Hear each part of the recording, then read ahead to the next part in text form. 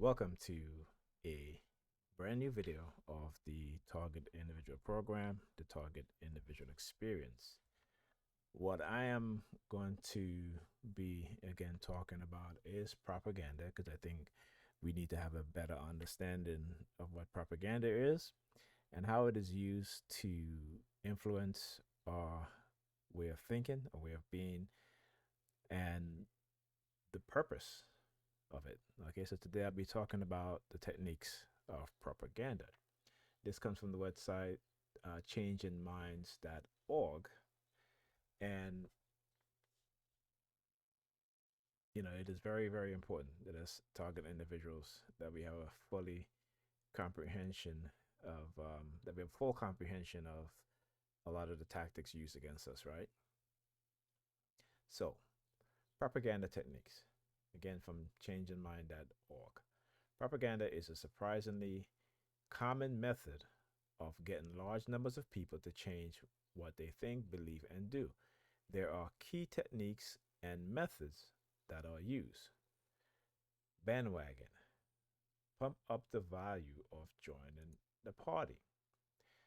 So, the method, make it appear that many people have joined the cause already and that they are having lots of fun or getting significant advantage. Show that those who join early will get a better prize, such as positions of authority and other advantages. Link it to morality and values. Show that those who join sooner are more moral and pretty much better people all around.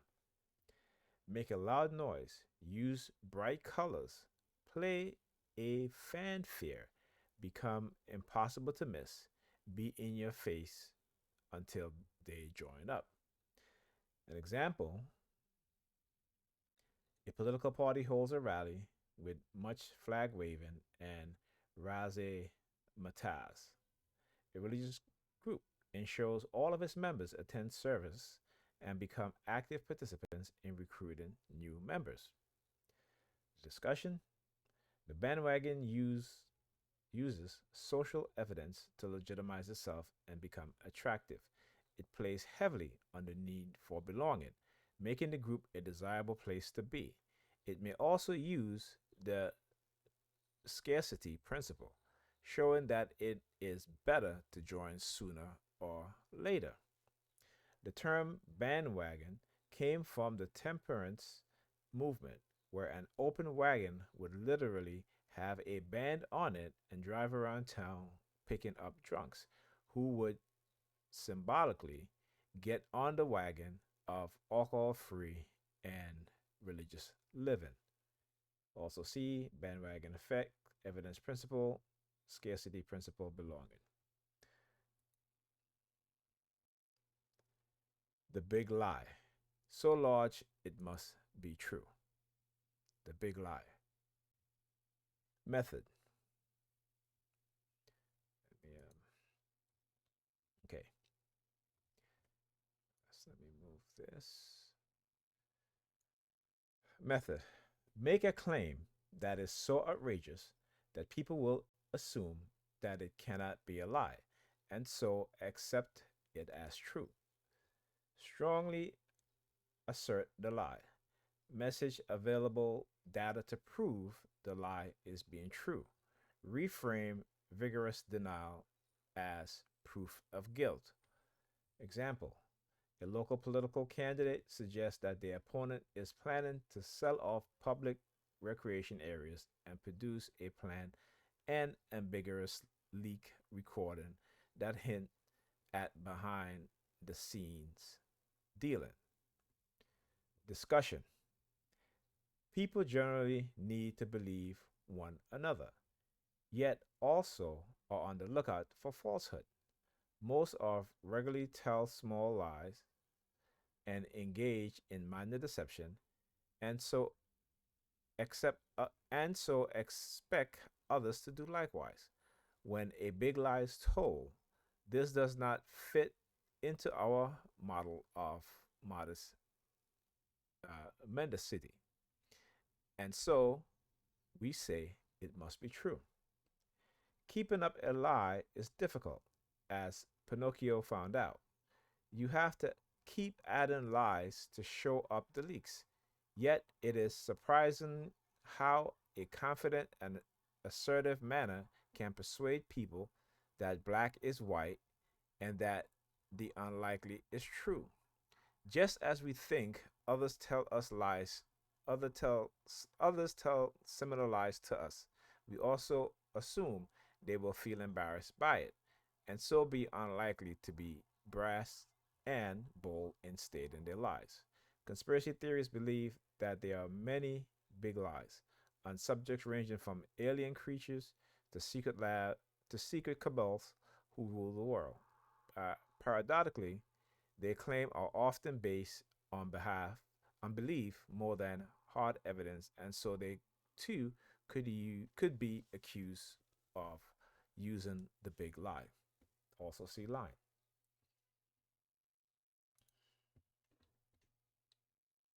Card stacking. Building a highly biased case for your position.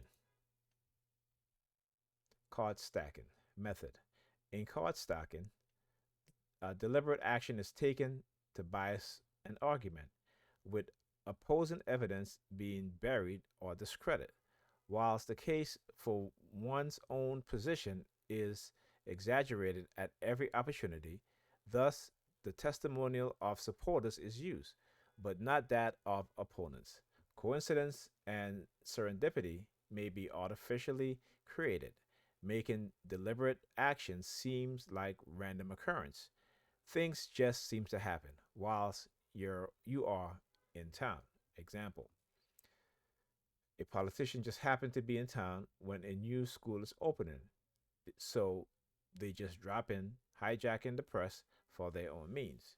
During election period, political parties will often gag their loose cannon who might open their mouth and say the wrong things. A minister of a new church sect set up in a poor area feeds people who will listen, tell them how the poor will be saved, and so on. Discussion. Card stacking makes significant use of the evidence principle, whereby we find evidence to be particularly persuasive. Card stacking, particularly in testimonials, work when we confuse real statistics with availability, leading us to assume that just because they appear to be overwhelming support from other people, then this is a representative sample of the whole population. Advertising makes great use make great use card stalking, including repeated adverts that seek to batter their audience into submission. The term card stalking comes from the world of gambling, where accomplished players will stack the deck in their favor, even as they are shuffling the card. Also see availability, heuristic, evidence principle.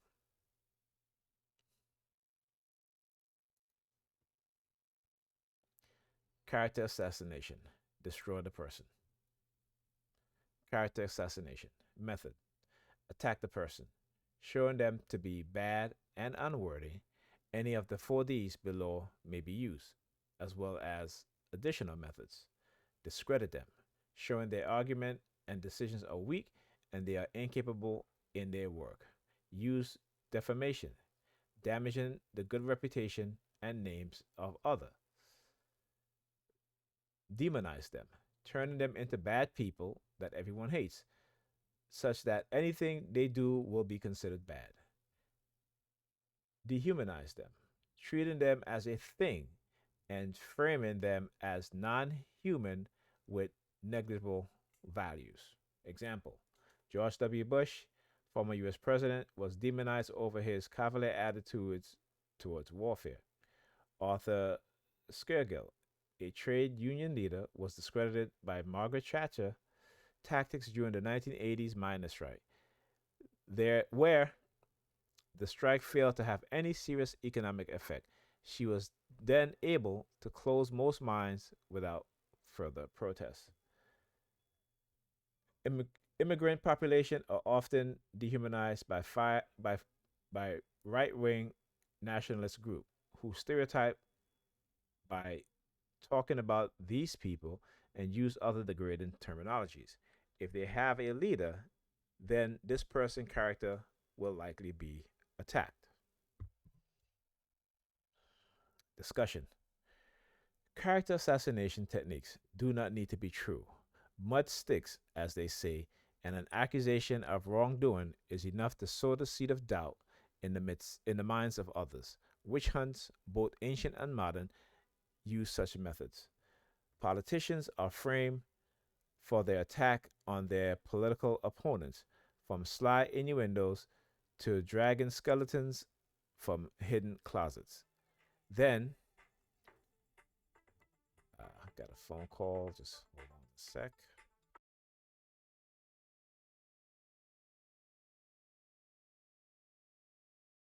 Okay. All right. Just had a phone call. I had to answer. Okay, so where was I?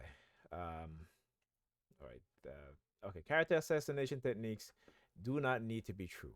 Mud sticks, as they say, and an accusation of wrongdoing is enough to sow the seeds of doubt in the minds of others. Witch hunts, both ancient and modern, use such methods. Politicians are framed for their attack on their political opponents, from sly innuendos to dragon skeletons from hidden closets. Their allies and enemies in the media do this too, and a labelless headline can cause damage that no retraction can erase. Storytelling may be used in the assassination process, framing the person as a villain and weaving a story around them about their evil deeds. Story seems more true than simple assertion, and so have greater power.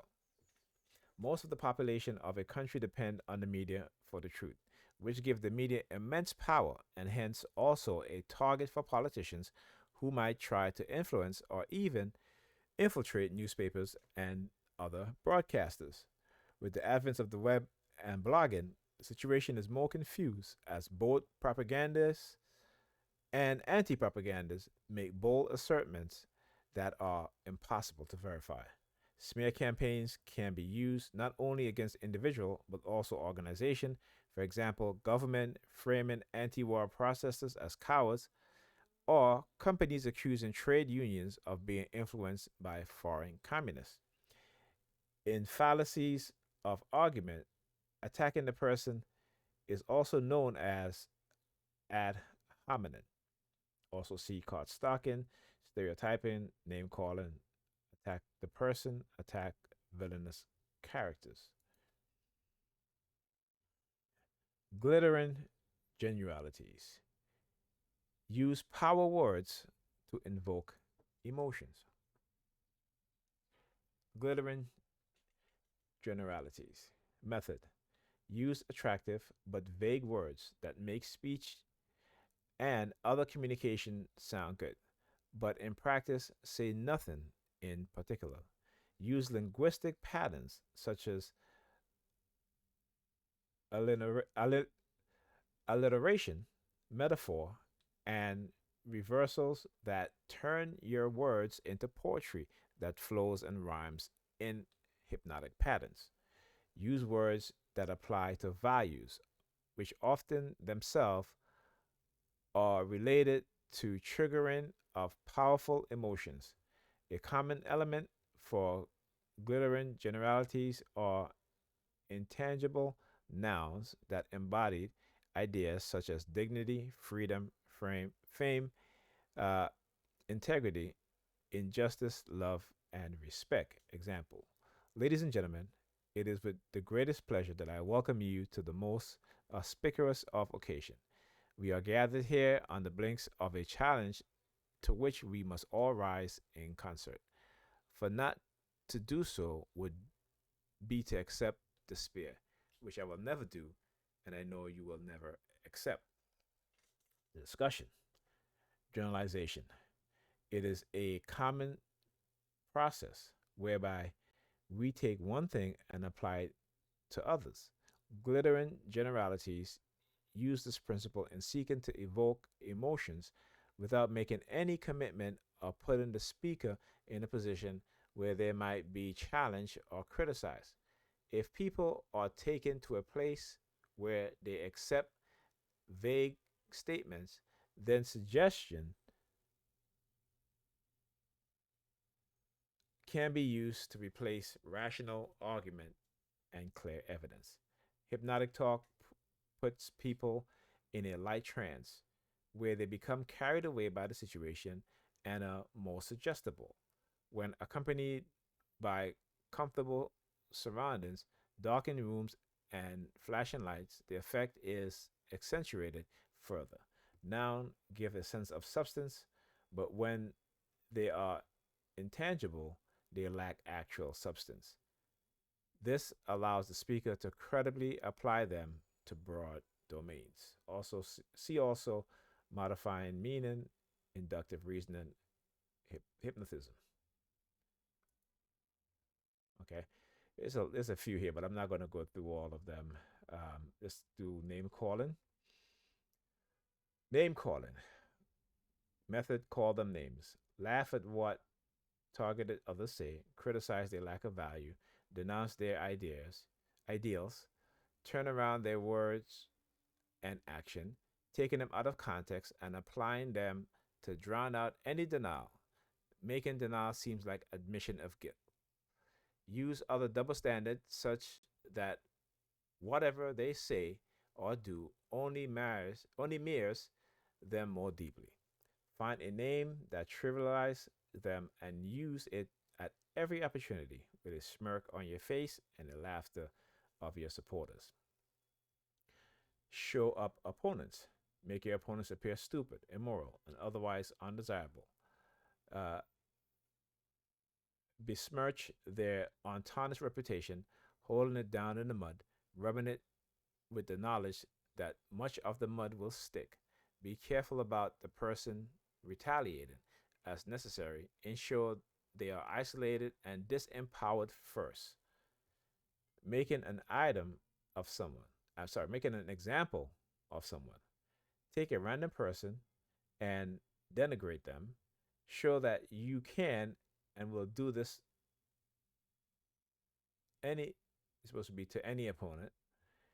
You can do it to an apparent strong person to demonstrate that you are not afraid and you will take on and defeat even the powerful. You can do it to a weak person to show that nobody is safe from your eerie. You can do it to an ordinary guy next door person to show that people like you are not safe either. Are not safe either. Okay.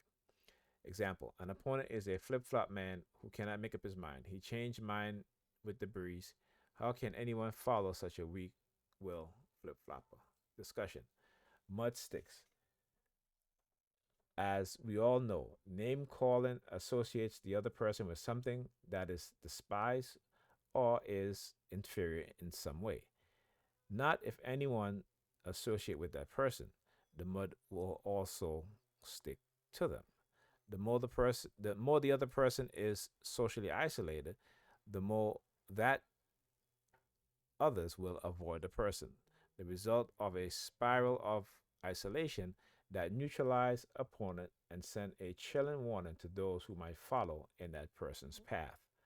Note how, especially in wartime, the other side gets given a whole slew of derogatory names.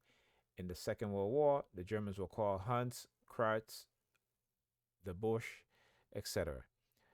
The Japanese will call Nips, Japs, slanted eyes, and so on. Name calling happens also in activism. Calling the police pigs, for example, is not just a derogatory term, but it also frames the whole structure of state authority as dirty and unprincipled, hence making them unworthy and legitimizing attack on them. Yeah, but they are pigs, okay? Because they are dirty and they are unprincipled, and that's the majority. So I would say that would be an appropriate uh, reference, okay, on name reference or namesake. Note that political election and how easily debates can descend into name calling from which there is no recovery. Also, see also association principle. I think I want to talk about this in another video. You know, power of association, stereotypes. Okay, let's see what else.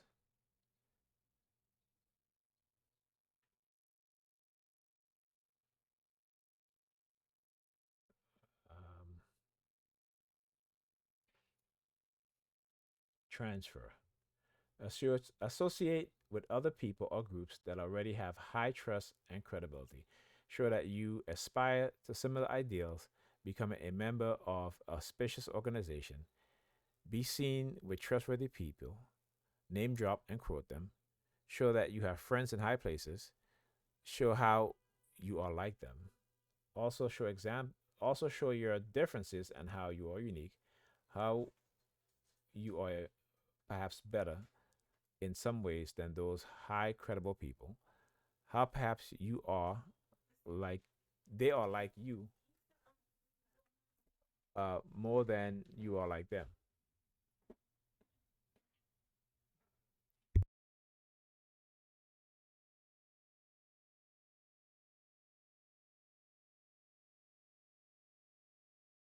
That's it.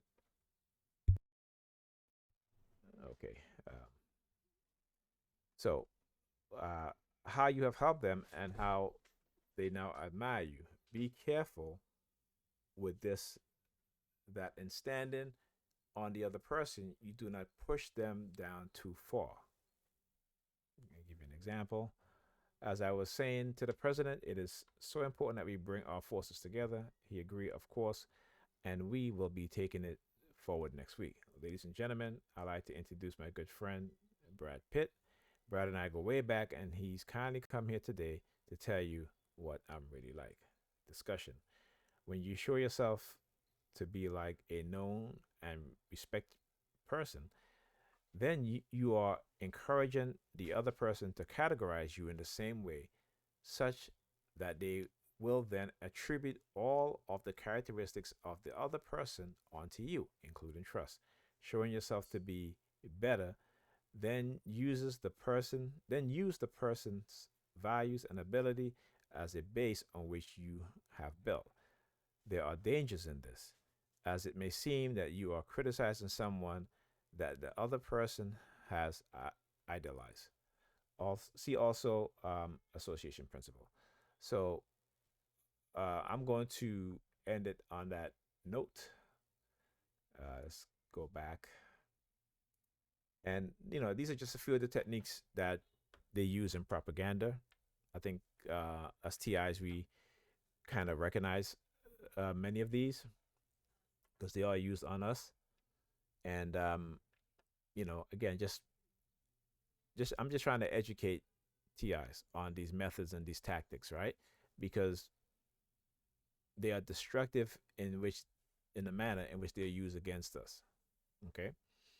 And so it is important that we understand so that we can fight back, so nothing surprise us, and we have a tool of knowledge that we can reference, okay, to explain how they use certain tactics and techniques against us, particularly in the psychological uh, warfare, the open psychological warfare against us.